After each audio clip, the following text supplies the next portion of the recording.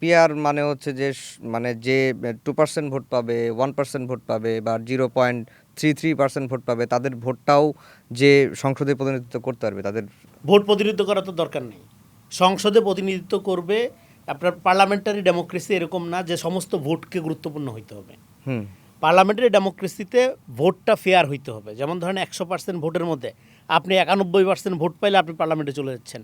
ওদিক দিয়ে আপনার 49% ভোট পাইয়াও একজন বিরোধী দল হচ্ছে, তার কোনো সে থাকতেছে না, তাই না? নো, ব্যাপারটা এরকম না।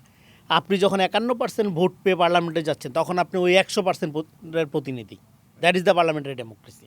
ফলে এখন আপনি ওই দলের মোনার্কি তৈরি করার জন্য, ওই দলের ক্ষমতা পরিপুক্ত করার জন্য, ওই দলেরও যাতে একটা ক্ষমতার হিস্সার মধ্যে যাতে দলটারও একটা ভাগ থাকে, সেই জন্য আপনি ওই যে ভোটটা, যে ভোটের কারণে আপনি বিরোধী দল হইলেন, সেই ভোটটাকে ক্ষমতার অংশীদার বানাতে চাচ্ছেন।